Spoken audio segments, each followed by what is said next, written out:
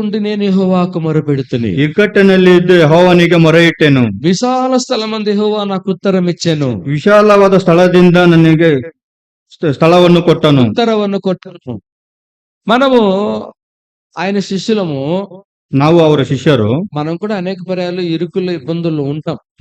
ನಮಗೂ ಸಹ ಇಕ್ಕಟ್ಟಿನಲ್ಲಿ ಇರ್ತೀವಿ. మనం కూడా అనేక పర్యాలు ఇరుక్కుంటాం పై. ನಾವು ಅನೇಕ ಮಾರಿ ನಾವು ಹೋಗೋ ಇಕ್ಕಟ್ಟಿನಲ್ಲಿ ಸಿಕ್ಕಾಕೊಂತೀವಿ. ఏదో చేయాలని వెళ్తాము, ಏನೋ ಮಾಡ್ಬೇಕಂತ ಹೊಡ್ತೀವಿ. లేకపోతే ఎవరి మీద అయ్యో అని తలుసుకుంటూ వెళ్తాము, ಅಯ್ಯೋ ಯಾರ ಮೇಲೇನೋ ಅಯ್ಯೋ ಅಂತ ಹೋಗ್ತೀವಿ, వాడిపై ఇరుక్కుంటాం మనం. ಅಲ್ಲಿ ಹೋಗಿ ತಗಲಾಕಂತೀವಿ. అట్లాంటి సందర్భాలు ఎన్నో పర్యాలు మనకు జరుగుతాయి. ಆ ರೀತಿ ಸಂದರ್ಭ ಎಷ್ಟೋ ಸಂದರ್ಭದಲ್ಲಿ ನಡೆಯುತ್ತೆ. మనకు కూడా చాలా ఇరుగ్గా, ఎవరైనా మన బెంగళూరు సిటీలో బస్సులు ఎక్కితే మీకు అర్థమవుతుంది. ನಾವು ಬ್ಯಾಂಗ್ಳೂರ್ ಸಿಟಿಯಲ್ಲಿ ಬಸ್ಗಳು ಹತ್ತಾಗ ನಿಮ್ಗೆ ಅರ್ಥ ಆಗುತ್ತೆ. ఎట్లుంటది అనేది పొద్దున్న గానీ సాయంకాలం ఎక్కండి. ಬೆಳಗ್ಗೆ ಆಗ್ಲಿ ಸಾಯಂಕಾಲ ಹೊತ್ತಾಗ್ಲಿ ಹತ್ತು ನೋಡಿ, ఎందుకురా ఎక్కామనిపిస్తది, ಏನಕ್ಕಪ್ಪ ಹತ್ತದೆ ಅನಿಸುತ್ತೆ. అట్లా ఉంటది ప్రజలు.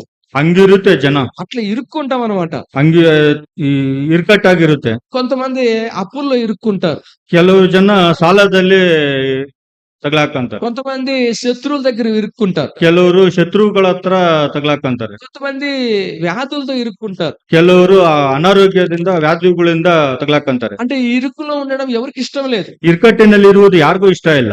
ఇరుక్కుపోవడం చాలా ఇష్టం లేదు.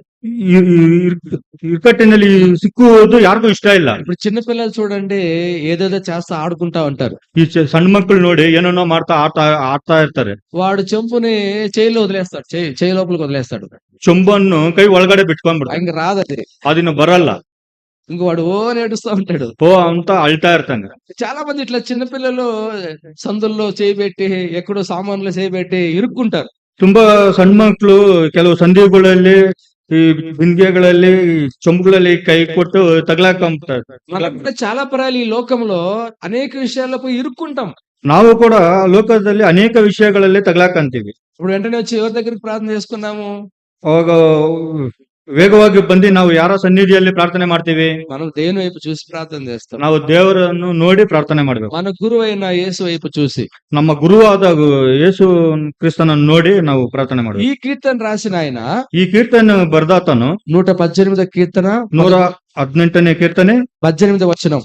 18ನೇ ವಚನ. Psalms 118 verse 11. కాదు 11. 118:11. ಅವರು ಸುತ್ತಲೂ ನನ್ನನ್ನು ಮುತ್ತಿದರು, ಯೆಹೋವನ ಹೆಸರಿನಿಂದ ಅವರನ್ನು ಸಂಹರಿಸುವೆನು.